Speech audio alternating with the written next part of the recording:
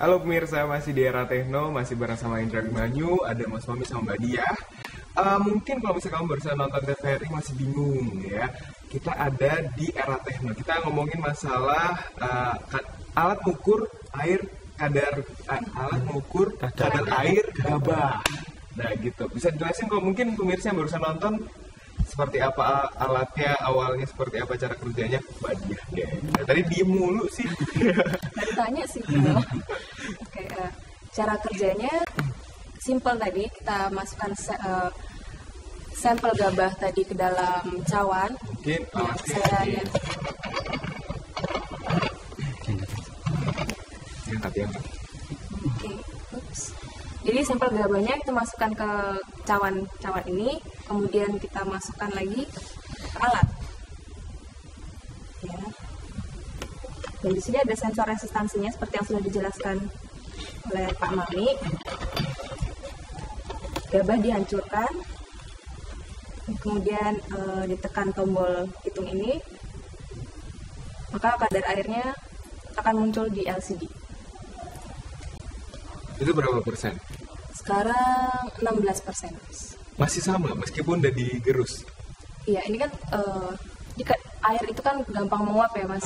Jadi tadi dengan selang waktu sekian menit tadi, ternyata 0,7% airnya itu udah menguap, sekarang tinggal 16%. 16%. Iya. Kalau dari Mas Mami sendiri, teknisnya dong, masih tahu sama pemirsa mungkin yang barusan nonton. Kalau kita nantinya mau buat satu alat apapun ini, seperti ini, cara kerjanya sangat sederhana. Tadi kita buat satu alat yang bisa menghancurkan tadi, menghancurkan itu bisa apapun modelnya dibuat plat seperti ini. Kemudian nanti antara yang gabah yang sudah hancur tadi di atas dan di bawahnya itu dikasih plat logam. Plat logam. Kemudian nanti itu dikasih tegangan. Kasih tegangan. Kemudian kalau kita lihat nih, ada sebenarnya cuma kayak pembangkit tegangan biasa. Kasih tegangan. Kemudian karena ada hambatan, maka tegangan yang di hambatannya tadi juga akan bervariasi. Kemudian kita perkuat.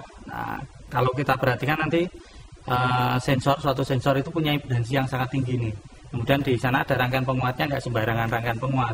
Jadi IC penguat yang sederhana itu nggak bisa digunakan. Kalau ini harus pakai yang modelnya pakai ada G-Fed-nya, yang biasa dipakai serinya TL082 itu cukup bagus. Sehingga untuk impedansi tinggi itu bisa untuk menangani. Jadi kalau kita buat satu rangkaian itu harus diperhatikan masalah impedansi sensornya tadi, karena arusnya sangat kecil sekali, karena hambatannya sangat besar. Gitu. Kalau misalnya pemirsa pengen buat yang disiapin alat apa aja pertamanya? Kan tadi katanya alat pengerus, terus ada ini disiapin ke boxnya, terus rangkaian elektronikanya seperti ini. Yang tadi itu di bawah. Dan jangan lupa solder. Iya dong, solder buat. Iya. Buat itu. Kalau Mas Indra mau buat pesan satu boleh lah kapan-kapan. Berapa harganya? Ngutang ya kredit boleh nggak? Boleh lah. Kredit boleh ya. Nanti masalah harga bisa diatur. Di belakang ya. Harga teman biasanya lebih mahal. Malah kebalik nih. Nah, kalau Mbak Dia sendiri buatnya sendirian atau sama satu tim, satu kelompok atau? Kebetulan tugas akhir ini saya kerjakan sendiri. Sendiri? Iya. Berapa tahun ngerjainnya? Wow. Nggak lama ya? Cukup 1 semester aja. 1 semester? Iya. 3 bulan maksudnya dia pengen merendah seperti itu. Kebetulan 3 bulan? Iya, 3 bulan. Keren banget ya. Kok bisa kepikiran 3 bulan? Itu lama banget ya. Termasuk cepat ya. Cepet kan ya? Buat alat 3 bulan, aku biasanya nggak bisa buat. Dodol sih. Dan jangan salah, Andra, ini juga kumlot. Kemarin dia lulus. Udah lulus. Udah lulus dan kumlot. Terus mau nggak buka ini aja, buka showroom buat alat kayak gini aja kerjanya. Pelanggan pertama Mas Indra ya? Pelanggan kedua pemirsa. Ya, promosi silakan nomor teleponnya kasih tahu enggak? Tadi kan untuk nilai tambahnya ke petani. Posisi tawar yang jelas kita pengennya menaikkan posisi tawar dari petani, sehingga petani ketika menjual itu tidak dalam kondisi yang kadar airnya cukup tinggi sehingga harganya murah. Kalau dulu emang tinggi ya, Pak? Modelnya ya seperti ini, karena dengan sistem ya apalagi yang ijon, kemudian harganya kan akan sangat murah sekali. Kemudian jangan salah, kalau gabah dalam kondisi 14%, 14% itu ya sekitar kalau di blok itu sekitar 14%, itu maka daya tahannya kalau disimpan itu jauh lebih lama. Sehingga jauh lebih lama, sehingga pas harga murah nggak dijual tapi disimpan, kemudian ketika harganya cukup tinggi baru dijual. Ya, itu kan artinya punya keuntungan buat petani. Ya. Kalau next time rencana ke depan buat Mbak Dia sendiri apa? Setelah saya dari D3 dan ingin melanjutkan kuliah ke S1. Untuk sama alat ini sendiri? Dengan alatnya ya tadi menerima pesanan kalau dia pesan. Bisa. Tetap promosi. Tetap promosi. Oh gitu ya udah. Kalau tadi kan dampak bagi Tata Niaga sama pedagang gabah kayak gitu ya. Jadi biar kalau disimpan lama gabahnya malah naik. Kalau di kadar airnya rendah, bisa disimpan jauh lebih lama dibandingkan kadar air tinggi. Karena kalau kadar airnya tinggi, kalau disimpan lama rusak. Tapi kalau kadar airnya rendah disimpan bisa jauh lebih lama. Dan kalau lama artinya sampai masa-masa paceklik itu masih bisa bertahan, artinya bisa sampai 1 tahun. Dan seperti itu kan harganya bisa ketika harga tinggi dijual. Jangan harga tinggi dijual ya, harga murah. Karena pas panen biasanya kan harganya rendah. Kan awal-awal masih dijemur gitu ya. Beda-beda jenisnya gabah juga tergantung juga ya kadar airnya. Nggak masalah. Tergantung jenis padinya. Nggak masalah. Nggak ada. Kalau keterkaitannya kelihatannya nggak terlalu banyak. Artinya kalau alat ukur ini yang dicobakan untuk beberapa jenis padinya bisa aja dia masih seperti itu. Aku mau tanya sama dia. Ada kesulitan apa sih waktu selama 3 bulan itu buat alat itu? Banyak. Apa aja? Nggak tidur berapa lama? Ya. Jadi kesulitan yang pertama itu adalah menentukan klasifikasinya dari alat yang sudah ada.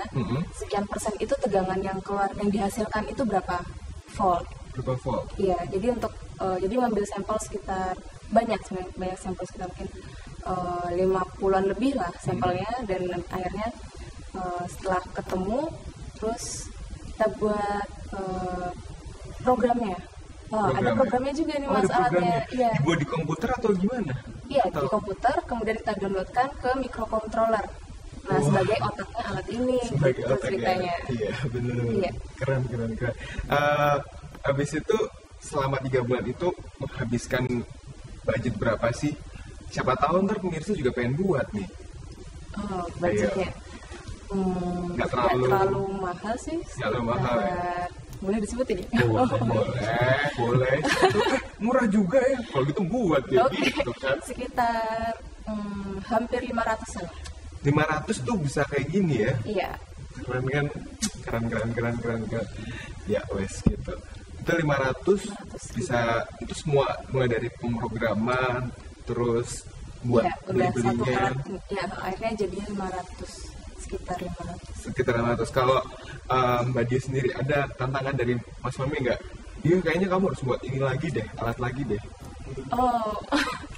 Masih banyak sebenarnya, banyak proyek-proyek nanti. Masih banyak proyek. Alat-alat yang sederhana yang berguna di masyarakat, yang harganya cukup mahal, kemudian kita duplikasi jadi murah. Walaupun mungkin di sisi kemasan belum terlalu bagus, tapi fungsinya nanti akan masih. Yang penting kan fungsinya dulu. Harganya bisa jauh lebih murah. Benar. Oke, kayaknya hari ini keren banget. Hari ini aku jadi tambah ilmu lagi nih sama Mas Mami sama Dia. Kalau next time kita ngomongin apa nih? Ntar kita tanya sama Mbak Gadget setelah pulang dari sama Mbak Putri. Tapi ada titipan pesan dari Mbak Gadget kemarin. Apa?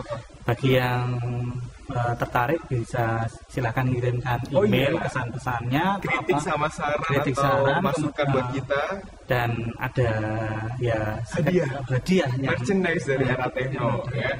Di gimana? Di eratechno.tvrijogja@gmail.com. Sekali lagi di eratechno.tvrijogja@gmail.com. Tuh. Ya udah, kita ketemu lagi nanti next time ya. Kita masih ngomongin masalah teknologi lagi. Dan pemirsa, makasih banyak udah nonton, udah nangkring di Era Techno. Dan kita ketemu lagi kapan-kapan ya. Sesegera mungkin di TVRI Jogja ya. Saya Indra Wimayu pamit. Salam Era Techno.